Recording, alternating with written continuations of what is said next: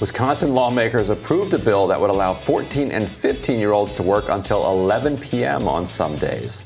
It has now been sent to the Wisconsin Assembly for approval. Currently, Wisconsin adheres to federal child labor laws, which state that people under the age of 16 can only work between 7 a.m. and 9 p.m. from June 1st to Labor Day, and between 7 a.m. and 7 p.m. for the rest of the year. The proposed bill would allow teens under the age of 16 to instead work from 6 a.m. to 9:30 p.m. on school nights and 6 a.m. to 11 p.m. when they don't have school the next day. Supporters of the legislation say the measure could help with the state's tight labor market.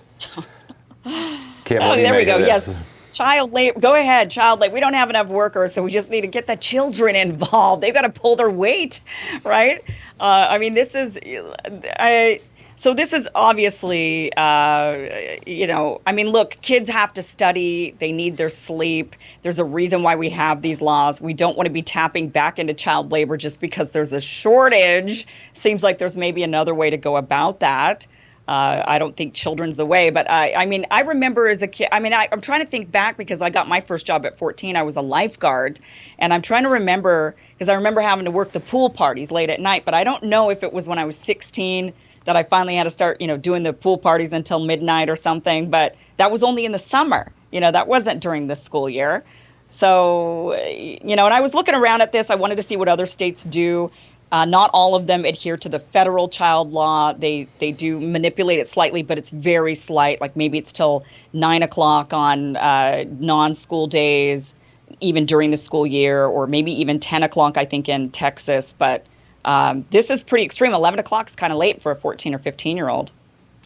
I mean, I'm going to be the libertarian here and say that I don't think the government should tell if a kid wants to work later and someone wants to pay them, and you, the government, are going to come in and say this voluntary transaction between two parties should be illegal because you know better. I don't know. Robby.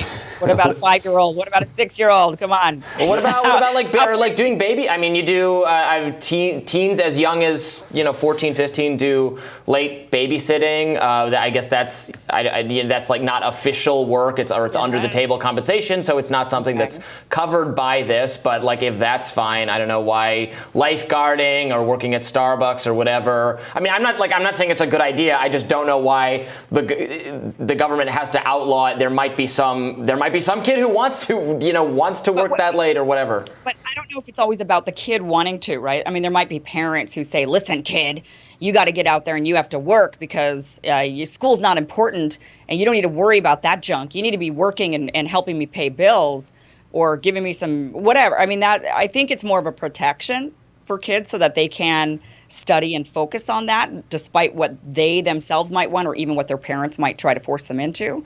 Right, just saying it's the free will and the free agency of a child to go out and break coal at 6 a.m.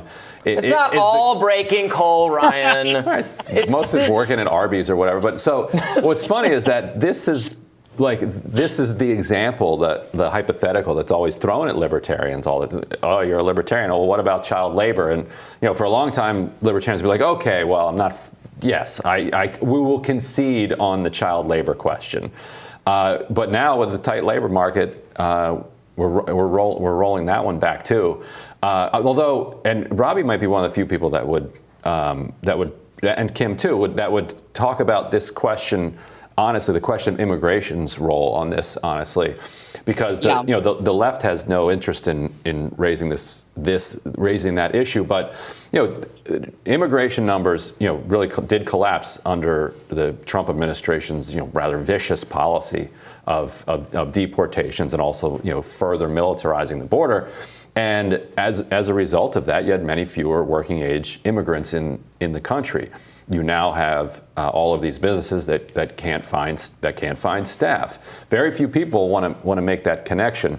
The left doesn't want to make it because the left doesn't want to validate, the idea, that these things are connected. Even though, up through the 2000s, you even had people like Bernie Sanders saying, we should restrict immigration to help tighten the labor market so that wages rise. So, what role do you think immigration is playing in this tighter labor market? Oh, I think it's definitely playing a huge role, and I think that's wrong. Again, I think people should be able to come here and work out whatever arrangement for employment that they can. And I don't want to introduce the government to interfere in this process for very little reason. Well, I'm curious, in Wisconsin, do they really have a shortage of people? I mean, are they bleeding people? Are they just moving out of state? Like here in California, they're moving away? Or is it that they're having they can't find workers to work for the wages that they want to pay them? So if they're talking about a fast food restaurant, I guess it's easier to say, well, let me just go get a teenager who's willing to work for less because they don't need to put the roof over their head than it is to pay somebody a living wage in the area. I'm really curious to see what the demographic breakdown is in Wisconsin. What's happening? Right. Are they trying to are they trying to basically, keep the wages low by hiring kids? And, that's something I think we need to look at. And their other tactic is to hire people they can exploit for a variety of employment classification reasons. And that could be immigration. So that's where I would say I would have a little bit of a question about the immigration issue. I do think that in this country we have been, especially under Trump, he started to prioritize immigrants that had, some certain visas that were high-skilled workers. And we do need those jobs. We also need those jobs for American workers and educated Americans. So it's kind of a question of, I would be really interested to see how much immigration really does have an impact on this, or if it's just businesses wanting to hire cheap labor. Right, but it's an interesting question, because if it turns out that the recent reduction in immigration did in fact tighten the labor market and contribute in some way to wages being pushed up, that's a really uncomfortable question for the left to sort out at this moment. Because then it would be an argument for less immigration, right? To say, well, it's working. It's raising the wages. It would certainly be a factor that people would take into consideration. I'm still, regardless, supportive of robust immigration, and I think that you need to just make sure that everyone is treated the same. That you can't have, part of the arrangement though is this second class and third class citizenship that is applied to immigrants. So that's required in some ways. It's not just a labor supply question. It's that people are kept in the shadows and people are threatened. Like if you complain, if you unionize, if you ask for higher wages, we'll turn you in and we'll get you deported. And so if you get rid of that part of the immigration question and everybody is legalized and on the same on the same level, then maybe you don't see the wage impact. But all of it's interesting. There's a hypocrisy on the other side too. The right, wants to say we're pro-business, we're for capitalism, whatever is good for businesses, and then businesses say, okay, can we hire these immigrants? Can we hire these workers? No, not that. You can't do that. But yes, we're totally believers in the free market and in capitalism. But no, you can't hire the labor pool you want to hire because we, the government, are telling you can't. It's not good. We'll have more Rising after this.